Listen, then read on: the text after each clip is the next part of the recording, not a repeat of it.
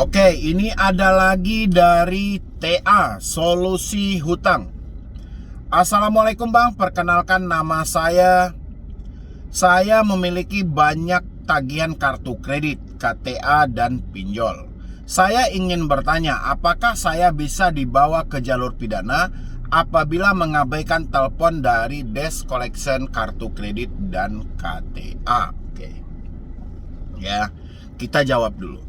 Kalau hanya sebatas mengabaikan telepon, tidak ada hubungan ke ranah pidana. Ya, kecuali Anda memalsukan data-data Anda. Contoh, KTP Anda yang semulanya namanya M, Anda ganti dengan F misalnya gitu. Ya, alamat Anda yang semulanya gini Anda edit pakai Photoshop ini. Itu memang tipu daya muslihat ya. Tapi kalau hanya sebatas mengabaikan telepon dari kolektor, mau itu dari kartu kredit dan KTA yang lainnya, itu nggak ada hubungan ke ranah pidana. Segala hutang piutang itu diatur dalam tata hukum perdata.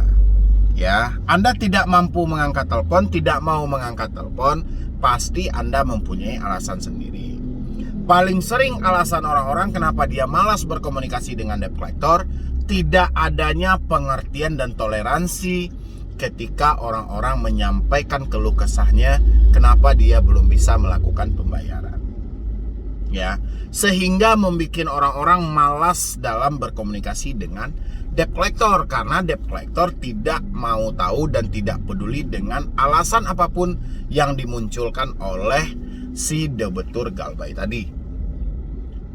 Ya, itulah melakukan penyebabnya Anda mengabaikan telepon dari debt collector.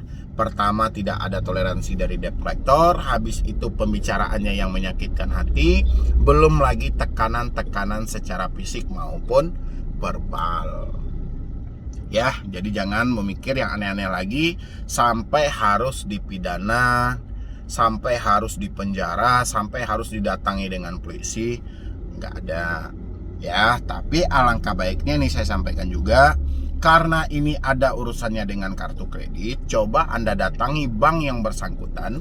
Dan saat ini untuk restrukturisasi itu sedang diperpanjang. Anda minta dulu keringanannya, ya, diperpanjang. Tapi Anda harus paham dulu nih mekanismenya. Karena banyak juga seperti di 2020-2021, restrukturisasi yang diberikan oleh pihak-pihak yang bersangkutan, kebanyakan itu hanyalah jebakan semata. Orang-orang tetap melakukan pembayaran, memang jauh dari ansuran mereka, tapi uang yang mereka bayarkan ini tidak terhitung ke dalam ansuran mereka. Ini yang menjadi jebakan. Jadi pahami dulu mekanismenya ketika Anda meminta keringanan dan perpanjangan waktu. Ya, habis itu bagaimana cara negosiasi dengan pihak bank agar bisa bayar pokoknya saja pada kartu kredit dan KTA. Oke, untuk kartu kredit ataupun KTA, ya, biasanya dari pihak bank-bank yang bersangkutan, dia mempunyai program-program khusus untuk para nasabah yang memang mengalami macet atau telat bayar yang cukup lama. Nanti mereka akan mengadakan yang namanya pelsus, pelunasan khusus. Pelunasan khusus ini berbagai macam versi. Ada yang dikenakan bunga sedikit, ada yang tidak dikenakan bunga sama sekali, hanya pembayaran pokok utang saja. Coba datangi bank yang bersangkutan, apalagi Anda sejenis kartu kredit. Coba datangi bank yang bersangkutan, habis itu coba minta jalur untuk negosiasinya atau minta ajukan permohonan ketidakmampuan Anda.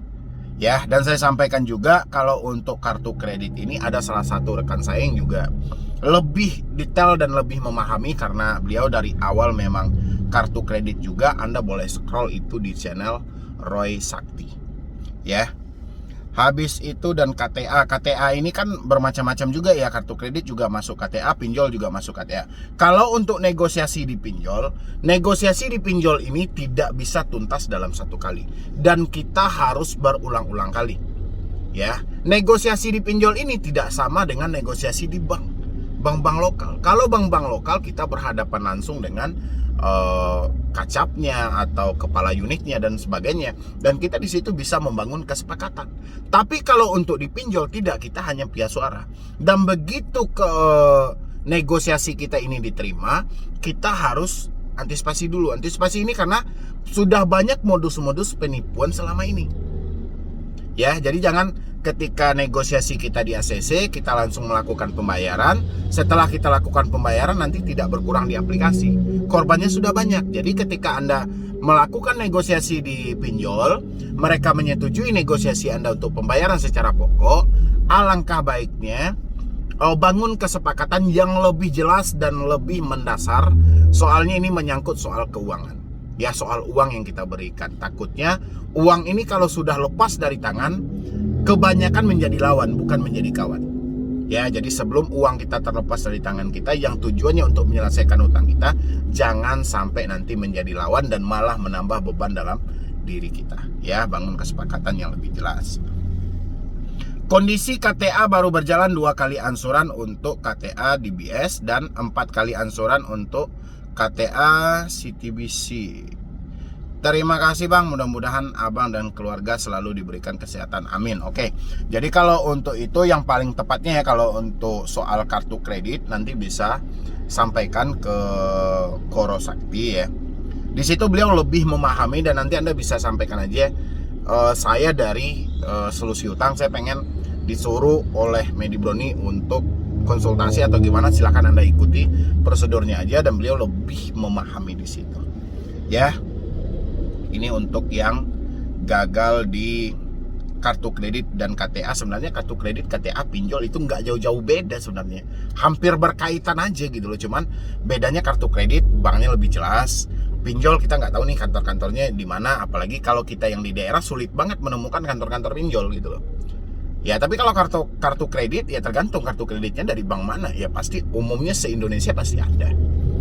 Ya, dan untuk negosiasinya pun ya mungkin lebih jelas dan lebih detail lagi.